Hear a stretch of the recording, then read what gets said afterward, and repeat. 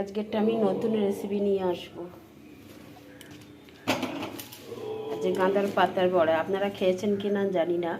পেট খারাপ হলে, পেট গরম হলে, পাতলা পটি হলে তখন এই গাঁদার পাতা অনেকে পেটে খায়, বড়া করে খায়। তো আজকে আমি এটা বড়া করব। এখন আমি এটা কাটবো, বাছবো। এটা এখন এইভাবে বাছতে হবে পাতাগুলো। এভাবে নিয়ে এখন বাছবো পাতাগুলো, বেছে তারপরে বড়া ভাজবো। আপনারা দেখতে থাকুন।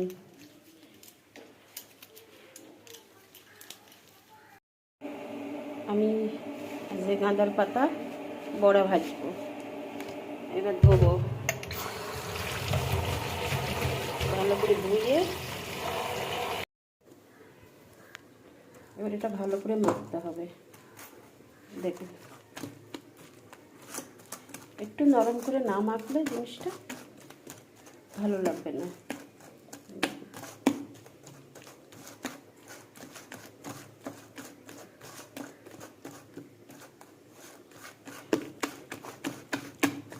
দেখুন কত সুন্দর হয়েছে। এটা গাঁদার পাতাটা ধুয়ে, বেছে ধুয়ে তারপর একটুখানি কেউ কুচিও নেয়, আবার কেউ একটুখানি বেটেও নেয়। তো আমার শিল নেই, আমি গ্রাইন্ডারে একটুখানি পিষে নিয়েছি। একদম কেউ বুঝবে না কত সুন্দর এটা হয়েছে।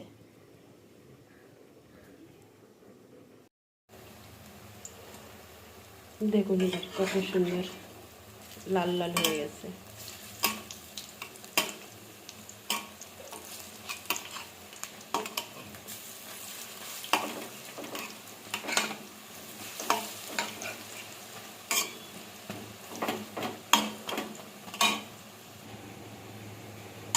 দেখুন বড়াটা কত সুন্দর হয়েছে, লাল লাল হচ্ছে।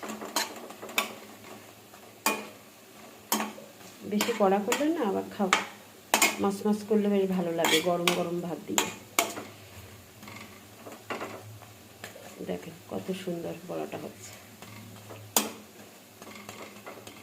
এবার আমি বড়াটা তুলে নেব।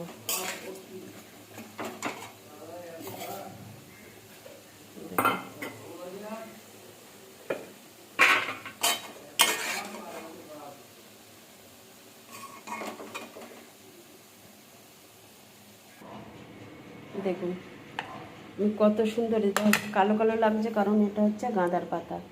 দেখুন কত সুন্দর এটা করেছি। দেখুন খেতেও দারুণ মচমচ করছে, একদম সব নরমও না আর একদম ইয়েও না।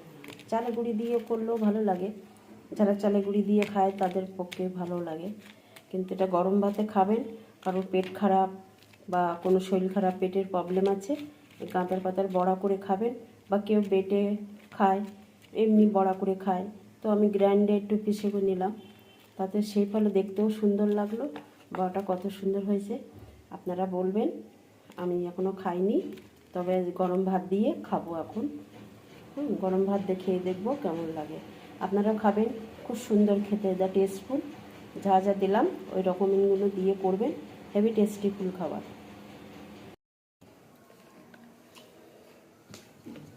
নিয়েছি আলু সেদ্ধ আর বড়া, সেই গাঁদার পাতার বড়া, আর ডাল আছে, আর শনিবার তাই। এই দেখুন গরম গরম ভাতে খাচ্ছি।